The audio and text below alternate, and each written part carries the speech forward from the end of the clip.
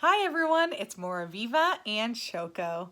Today I'm going to be reading to you a story called Way Too Much Challah Dough by Goldie Schulman. Enjoy this cute story of this little girl that makes challah for the very first time. Way Too Much Challah Dough. Hi there, I'm Mindy. Guess why I'm excited? I'm baking challah the first time I've tried it. How do I start? What to mix? How to measure? I called up my bubby who answered with pleasure. Bowl of warm water, mix lots of fresh yeast, add sugar and salt. Half the flour at least. Put in oil and eggs, more flour than need. If you knead for 10 minutes, you'll surely succeed. Just follow each step. It doesn't take long. Just follow directions and you won't go wrong. Thanks, bubby, I said. That sounds really good. I hope that my challah comes out as it should. So I did what she said. And wouldn't you know, in no time I made a bowl full of dough. Baking challah was fun. Anybody could do it. I thought it was hard, but there's nothing much to it.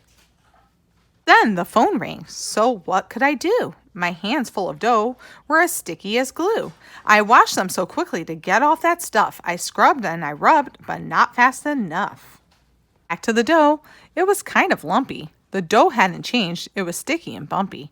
I looked in the bowl and I started to doubt. Had I done this correctly? Or left the yeast out?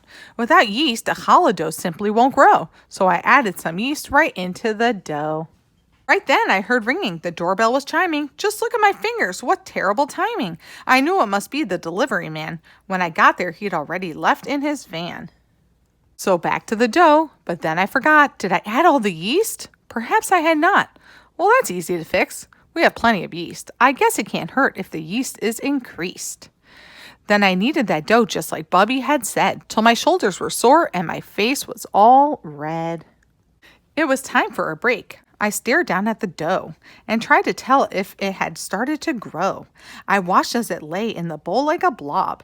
Maybe this yeast wasn't doing its job. So I added some more of the yeast just in case, hoping that this would help speed up the pace.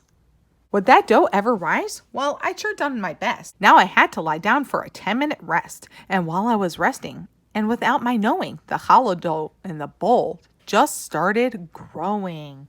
The bowl I had picked for its very large size overflowed with fresh dough that continued to rise.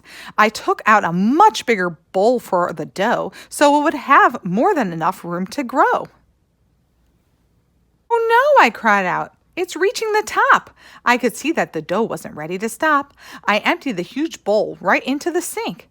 That's got to be just the right size, don't you think? But that dough kept on rising each second, each minute. I must have put way too much extra yeast in it.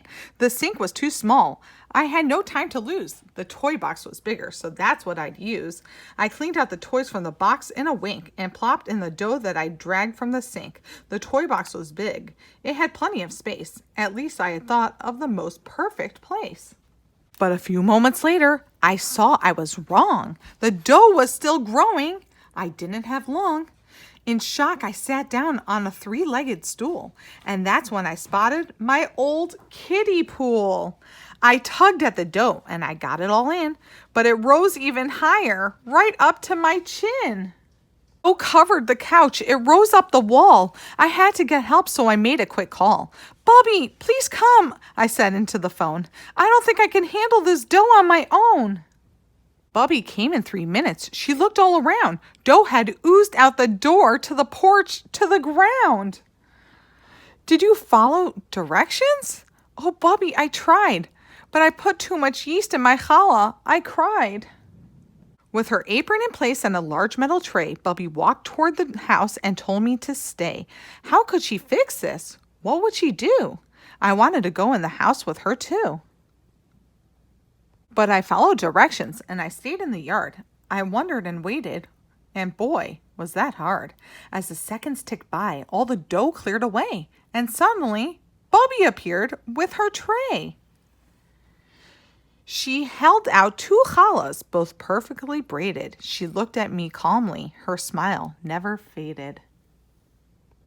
Baking challah, she said, doesn't have to take long. Just follow directions and you won't go wrong. I stretched out my hands. What a lovely surprise! Then all of a sudden, I opened my eyes. The dough in my bowl had grown over the top. That's as far as it got. Just that far, and it stopped. My 10-minute nap had stretched on for an hour. I'd slept in my apron all covered with flour. It all felt so real, at least that's how it seemed, but the runaway dough was just something I dreamed. I stood up and took challah out of my dough, a small piece to burn for the mitzvah, you know. Hubby's coming for Shabbos and proudly displayed will be my special challahs completely homemade. And I hope you enjoyed this story, and I hope you all have a beautiful Shabbat. From Moraviva and Shoko. Shabbat Shalom, everyone. Bye.